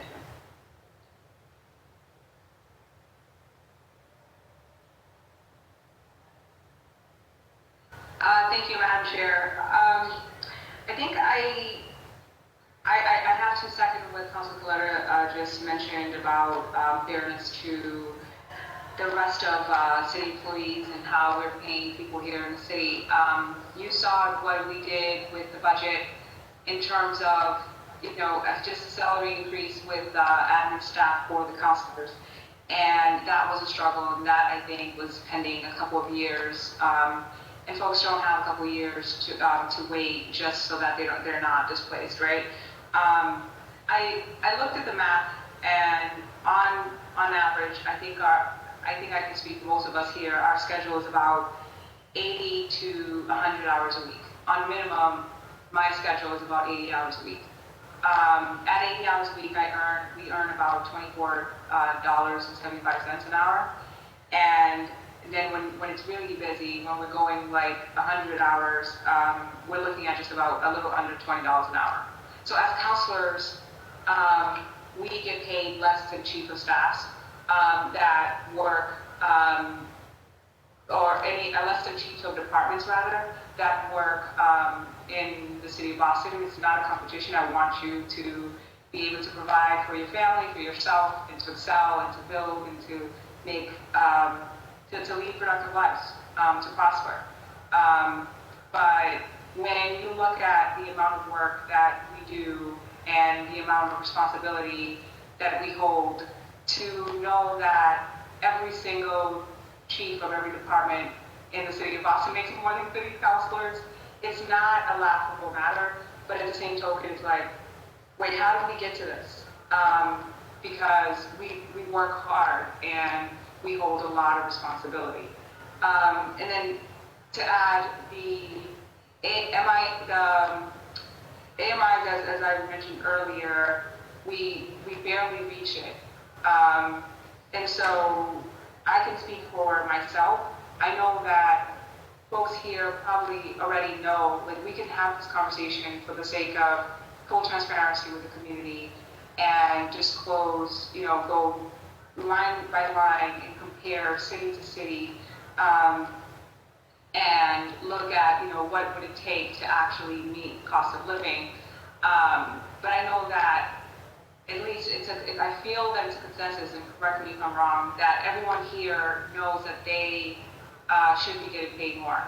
The conversation is delicate because, for example, not everyone can actually say openly, hey, we get paid lower than chief of staff, number one. Number two, we work weekends and nights and more hours. Number three, that it's a delicate topic because it's money, because then the vitriol that come from the community, some folks may say, well, you know, they just want money, they want more money, they're politicians, and it's not about that. It's not about that. Do we work hard enough? Are we meeting, are we actually here doing the work 80 to 100 hours a week easily? Yes. Are we holding a lot of responsibility in the city of Boston? Yes. Should we get paid at least sufficiently to meet cost of living? Yes. Are we reaching that? No. So I think it's pretty simple, and I think that hopefully my colleagues and I can continue to have this conversation and have the courage to be able to have a tough conversation with the public and say, we're trying to do what is fair for us, but also for the rest of the employees in the city of Boston. It is what it is. It's a hard job. We work a lot. We're underpaid, and it's time for a raise. And whatever was suggested is not sufficient. That's my position. I think it's just better to be transparent and to the point from the get, and then we can iron out the kinks, right? We can talk about the difficulties that people may have with hearing that the councilors and the mayor is getting a raise. Lastly, I'll say Mayor Wu's job is easily over $300,000 a year, easily. Like, there's no way, with all that she does and everything that she has to withstand and all the hard work, that she's earning what she's earning. But again, it's about people feeling a certain way. It's about having this tough conversation and folks not coming back with the vitriol and the backlash about the councilors or the city of Boston giving themselves a raise. That's all I have. I don't have any questions. Thank you so much, Madam Chair. Thank you very much, Councilor Anderson, for your comment, which I think was well taken by myself and many of my colleagues. I don't have, I'll do a second round robin among my colleagues to see if anyone has a question for the Compensation Advisory Board. I see folks shaking their head no. So if anyone among my colleagues, if you have a question, feel free to raise your hand. If not, okay, Council President Flynn, you have the floor. Yeah, thank you, Madam Chair, again, for the important work that you're doing on this issue. So it's greatly appreciated by all of us, not just on the council, but city residents and city employees as well. I just want to maybe ask the city officials that are on here and maybe John, Councilor Tobin, is there something that we're missing in this debate? Any type of research that we're waiting on that could have been more helpful that we just weren't able to track down, that could make it a little easier for us to make a decision?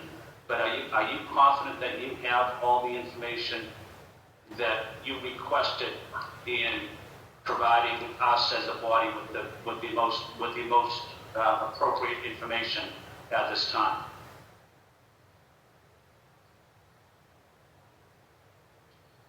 Alex, do you want to talk a little bit about the? Thank you, Mr. President. Alex, do you want to talk a little bit about the charge that was given to Deloitte?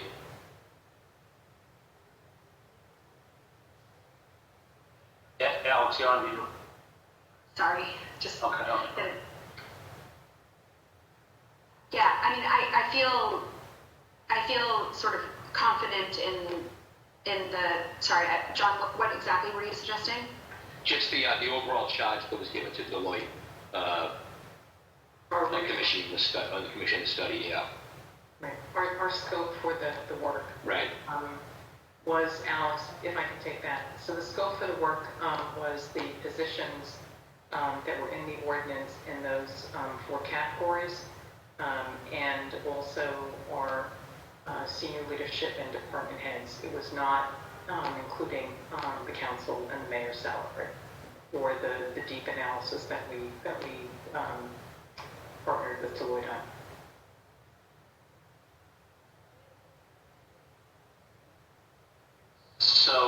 So Joanne, we have the right information that we need at this time, but we could have, if we had more time or we had a bigger, or if this was a part of the scope, we could have asked for more information. Is that accurate to say? Or?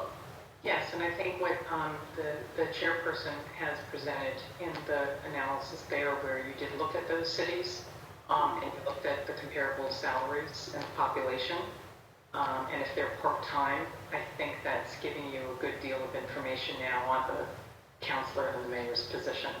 I think the one question we asked the chairperson was, what were their increases the prior year? That would require somebody contacting those cities and trying to get that information or looking out to public sites.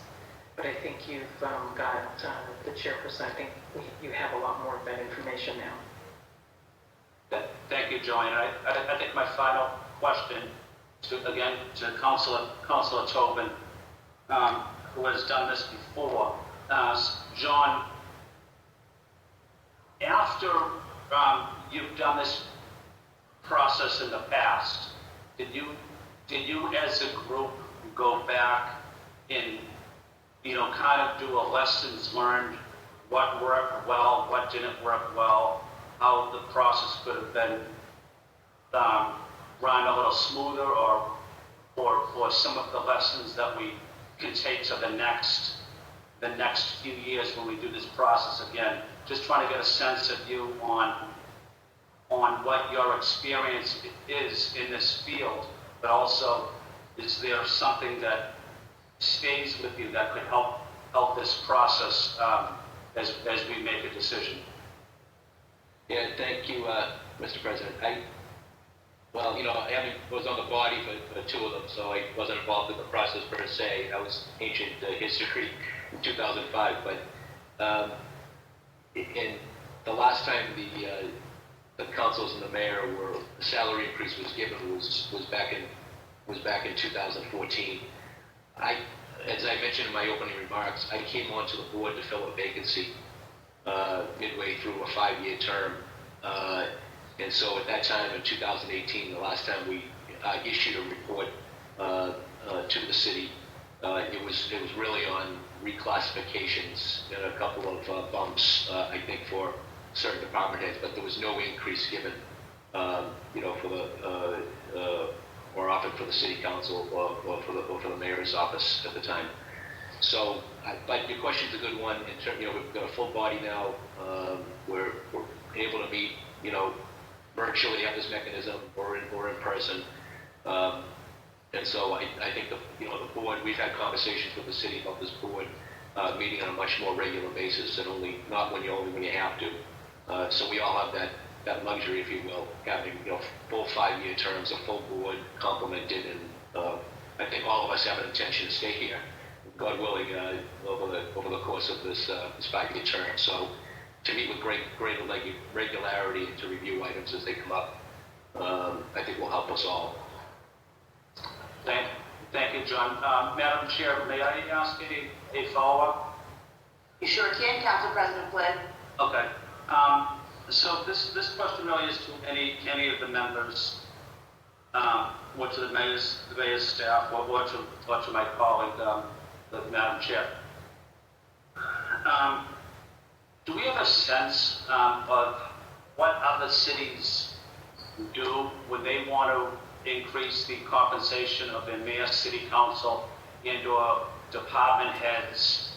What is the process they do? What is the process they take to increase their respective mayor, city council, or department head, senior officials? What is the process they do that makes it effective or efficient? And what is that communication process like?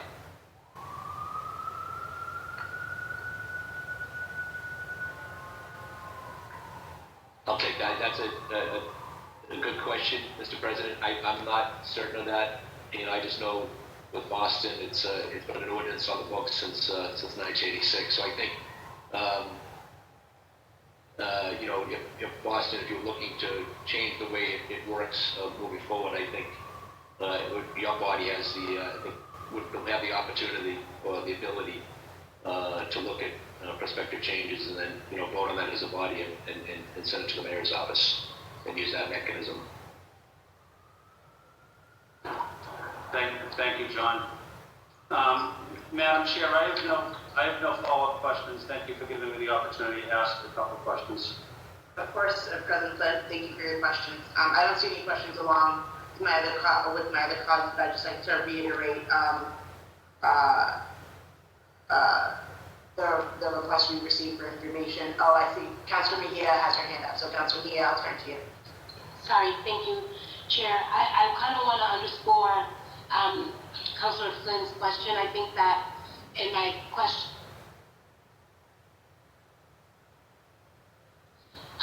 where we are the ones who are voting on this and making decisions, I just don't know if that's the best practice. And while it's been how we've done business since 1987, I believe, I do think that as we continue to move forward, that there needs to be another way for this to happen that does not put the council or the politics really in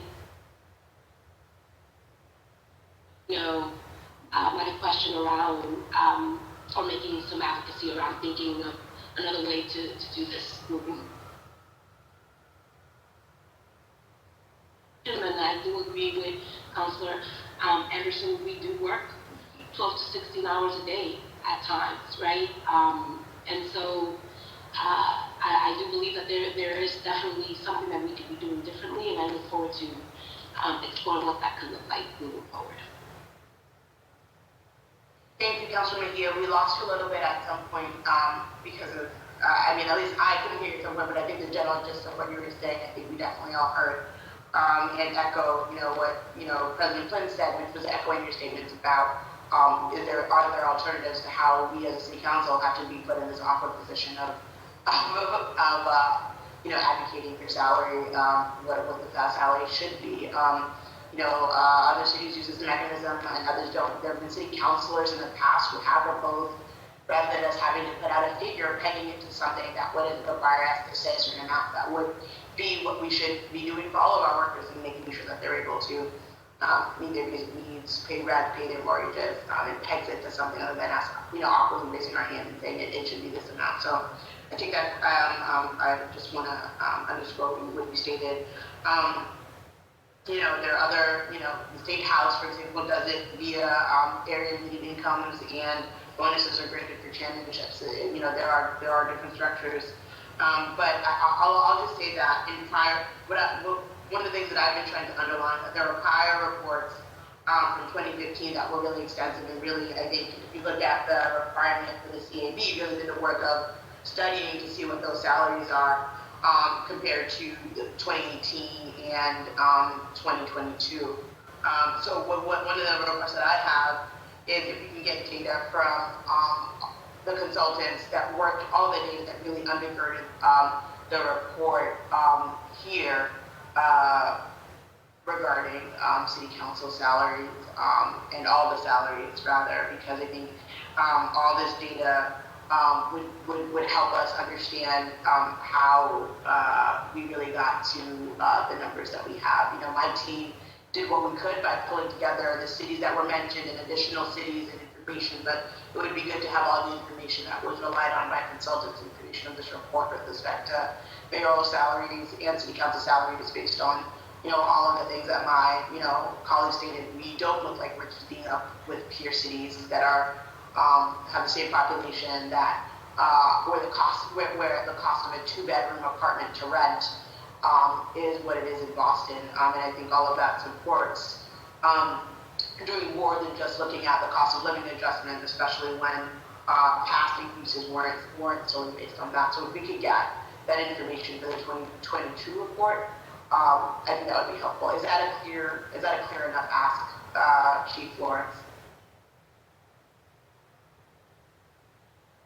Yes. Yes, I think, go ahead. Sorry, Chief Lawrence, if I, Councilor Lujan, just so that I'm clear, just from the administration part, you just want the data that we looked at and to provide that to you, correct? Yeah, for mayor and city council, all the data that we got from consultants that really undergirded that opinion, if you know, as it exists. You know, I think what Councilor Flaherty was asking for was additional information that you don't seem to currently have. That I think we also, you know, we put that request over with me, and I now put it formally before you. Yeah, so Councilor, just to be clear, none of the consultants focused on the mayoral and councilor salaries. That was really an internal process through our class and comp. And so I think the questions that you want answers to, and the question that Councilor Flaherty wants answers to, would certainly require a much bigger dive. And, you know, I think the challenge, just to be very transparent with everyone on this call, is, because I see it on a daily basis, is there are a number of employees across the city where we need to do a compensation analysis for. And I think the priority, as I know a number of you have articulated in terms of our team's resources and capacity, is really trying to focus on those comp and class pieces first, and, you know, before doing some of the higher levels. I mean, in this particular case, we have to focus on the ordinance piece, just a matter of good governance. But I think that would be the only challenge for us trying to, you know, do this very quickly and turn it around for you all. So happy to share absolutely all the data that we do have. But some of the questions that Councilor Flaherty has asked, and you've asked, it'd be very hard for us to turn that out in a quick time. Please correct me if I'm wrong, Chief Lawrence or Joanne. No, that would be one of my concerns, especially when you asked about government structure, and that there'd be a lot of research that we would have to do on that. Yeah, and I will say, just I underscore everything Yusufi and Joanne just said. We do understand, as for all of the reasons that everyone has highlighted on this call, that this is going to be an area of concern across every single position in the city. So we recently released a procurement to allow us to have some access to this kind of benchmarking data. So this is all of this to say this is a function that we're working to build out. So we're not as reliant on external parties to do this kind of benchmarking work. We know it's incredibly important, and we're going to continue to work on this across every single possible job classification in the city. Thank you, Chief Lawrence. I appreciate that, and I appreciate the, you know, the earlier response as well. Just want to make it clear that it says that the board, you know, what we have is ordinance propose increase in the salary of the mayor and the city council, and it says that the board shall study the adequacy of salaries and expenses of the mayor, which to me, study means doing, you know, some extensive research to justify an increase. And I think that is what is behind my question of Councilor Flaherty and others, which is why my team independently looked at cities and did that comparison, because I do think I want to make sure that everyone is able to make, you know, that we are able to offer competitive salaries, that everyone is able to work only one job, that we are, you know, offering, you know, salaries that are deserving salaries to our security officers, to our hokies, to our admin assistants. But what is, you know, I'm just acting on what is before us here, and what is before us here is the charge that was in 5-5.10a, which, you know, it talks about what will be done to study the salaries and expenses of the mayor and the city council. So I appreciate your time. I don't know if I feel like everyone has been able to ask their questions, so I'm going to thank the administration for being here. You're more than welcome to stay on, but if not, I also, if you have other commitments, I understand it if you have to leave. So thank you for being here. I am now going to turn it over to former city councilor Tito Jackson, who's here, who did a great job serving this body and representing District 7, who has been a champion on really talking about these issues and what we're able to do when we're able to provide folks in the city, on the city council, with salaries that are competitive. And when we're thinking about the city council that we have today, and how do we maintain a city council that is diverse and that is able where folks are able to also meet out whatever the dreams that they may have for themselves.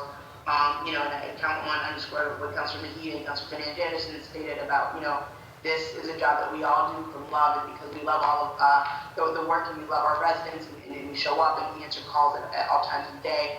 and we also want to be treated like peer cities, like our colleagues in peer cities. So I want to thank former City Councilor Judith Jackson for his time here, and I now turn the floor over to you. Thank you so much, Madam Chair. Thank you to this august body who is assembled here today. I relish this opportunity to come back. I also see my friend, Councilor John Tobin, who I think just celebrated a birthday. So I won't teach him about anything. But I do want to underscore what Mr. Valley just brought up, is that this does need to be done across the board in positions that are collectively bargained, but also those that are not collectively bargained. There are many people who have the same requirements as city councilors to live in the city, and district councilors, they have to live in their actual district, but they are not making wages that actually allow them to do that. So I again, outside of this conversation of the Boston City Council, mayoral, as well as the administration, higher-ups and chiefs, I think this is actually a very important kind of global conversation to have.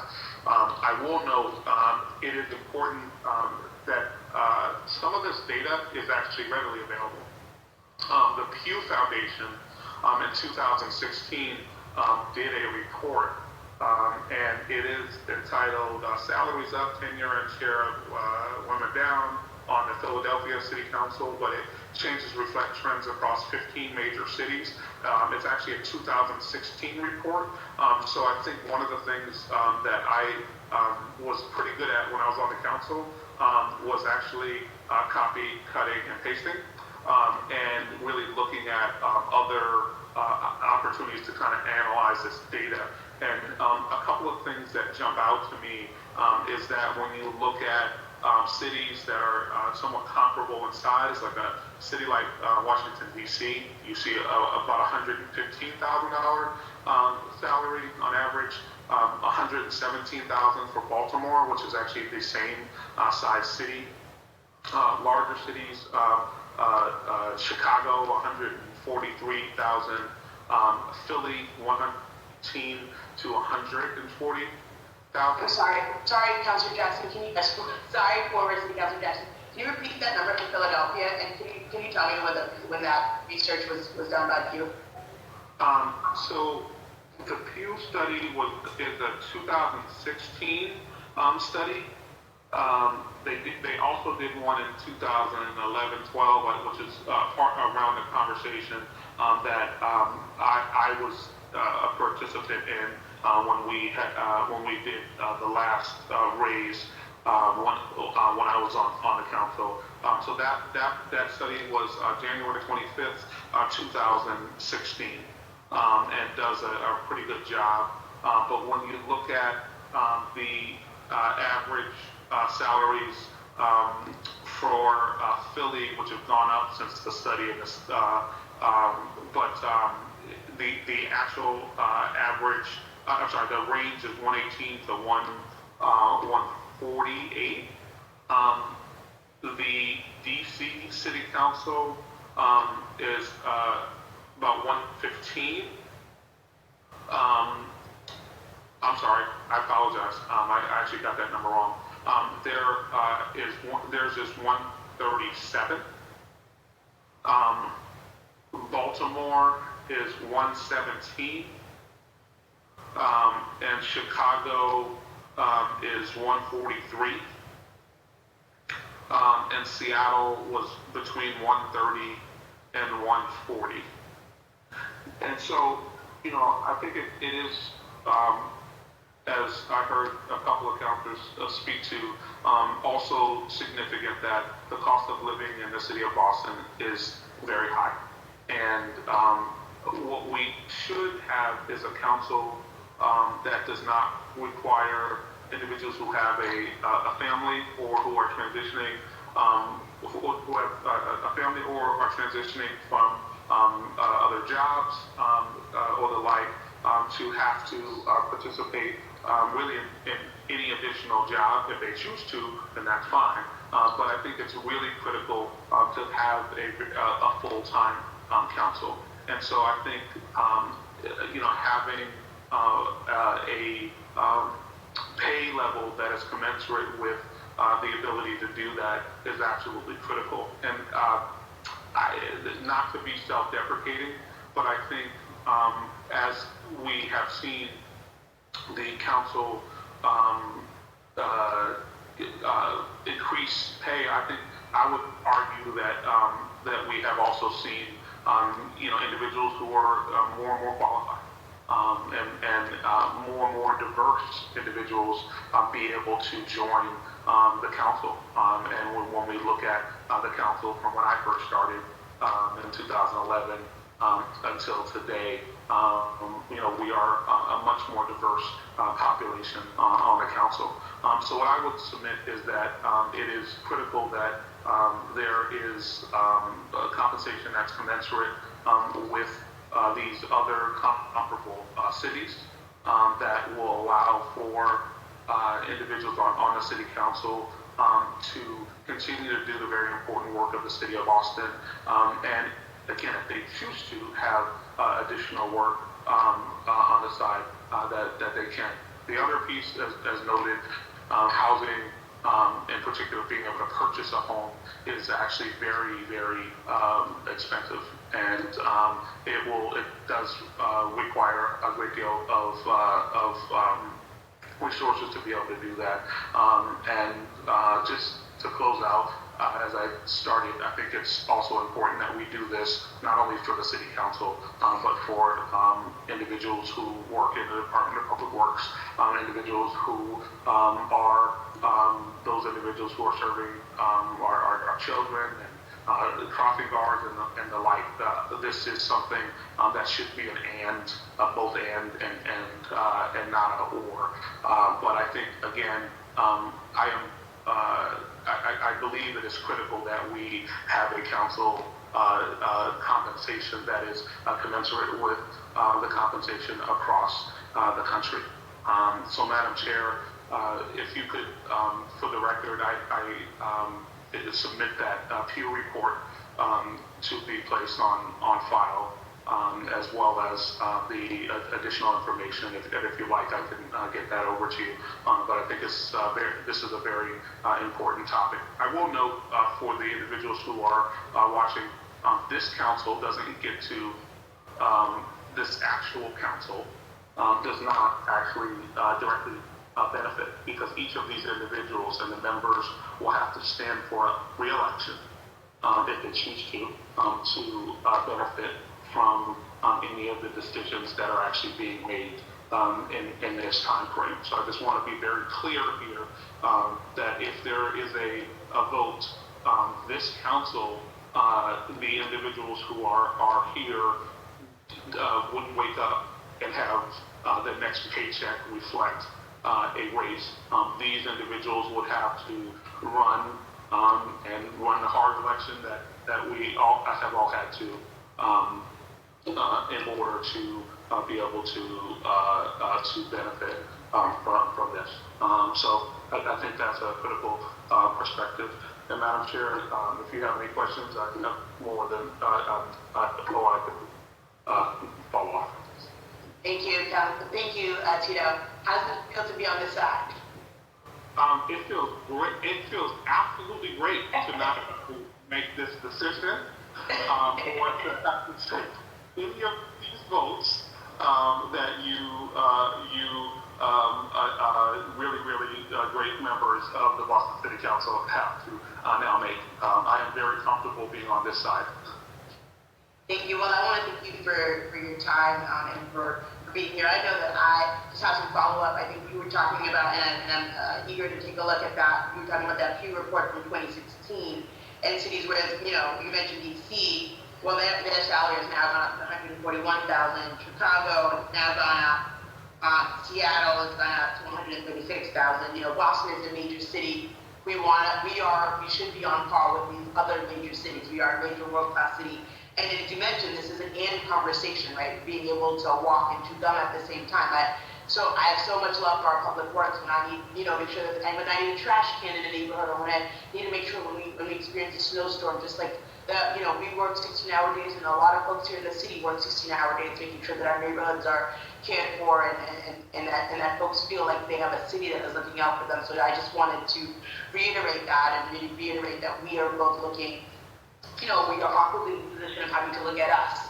And a number of us, with that at the drop of the dime, will be walk the picket line. We'll be supporting our brothers and sisters in labor. We will be supporting our city hall workers in their demands, as they go through collective bargaining. So wanted to thank you. I wanted to know if you, as a former city councilor, to look at that Pew Research, understanding the cost of living today, if you sort of have an idea of what you think, and especially because you are a former city councilor, what you believe a possible range should be, or a minimum should be for Boston City Council when you look at what other cities,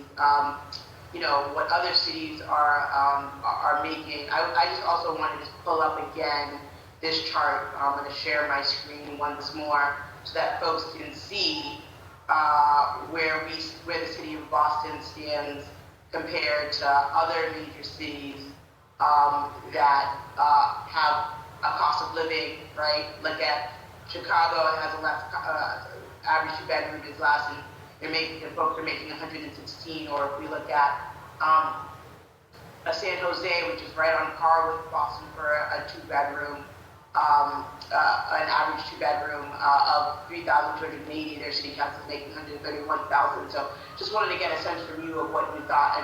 If you haven't, and you don't have to, but if you haven't thought of sort of as a range or minimum for Boston City Council. Yeah, I think between 120 and 130 would be a range when you look at the data that is before us. And again, as I noted, again, an across the board relative to making sure, and I would also, I guess, lastly say, I would also hope that some of the individuals that we discussed from the Department of Public Works and other places also run for office and have their voices also heard in that regard. But I think from a data analysis side, I think that range would be a range that would be appropriate. Thank you, Tito. Appreciate your time and your willingness to give your really expert opinion here. So appreciate you. Thank you for allowing me to do this, and thank you for the fact that I don't have to actually vote on this. You can come on back whenever you want, Tito. Okay, thank you. I just want to check to see if any of my council colleagues have any questions for you before you leave and you headed up, Tito. So, one moment.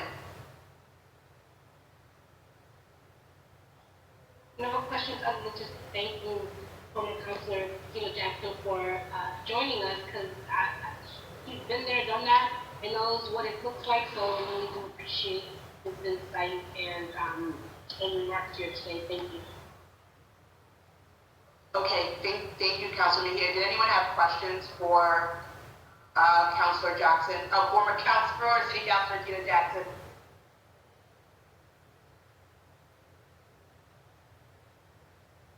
No. And just want to confirm, do we have anyone signed up to give public testimony? Hi, Councilor, no one signed up. All right. Don't know if any of my council colleagues have any additional questions or anything that they'd like to bring to the table. Let me stop sharing my screen. But I just wanted to say again, thank you to everyone who is here. Thank you to everyone participating in this conversation. Just so that folks know, this has to come to a vote on Wednesday at our city council meeting, either in to pass as is, or to amend, or to take other action. Otherwise, the ordinance will come off. We don't take action on Wednesday. So I just want to thank all of my council colleagues for their remarks, for and their questions. Want to thank the administration, and want to thank former City Councilor Tito Jackson for giving us his time and his thoughts as well. We know that we are working, all of us, as a Boston City Council, to build a city that centers equity and that centers the issues that matter most to our residents, which often means that we are always on the ready to answer a phone call and to be present to advocate for our residents to make sure that one job is enough. And so I also want to make sure that we're able to attract the most competitive candidates at all levels of our administration as we seek to fill gaps and roles that will help build and transform Boston into the city that we all deserve, which is the world-class, transformative, inclusive, equitable city where everyone is prospering. And so I am grateful for this opportunity to talk about salaries, both not only for us, really, that is the awkward part, but to talk about salaries for our administration and how we get folks in the door. So thank you, everyone. Seeing no further questions, this meeting is adjourned. It will also be available online for folks to watch afterwards. So I want to thank everyone for being here. This meeting is now adjourned. Thank you. Thank you. Thank you, Madam Thank you, Madam Chair.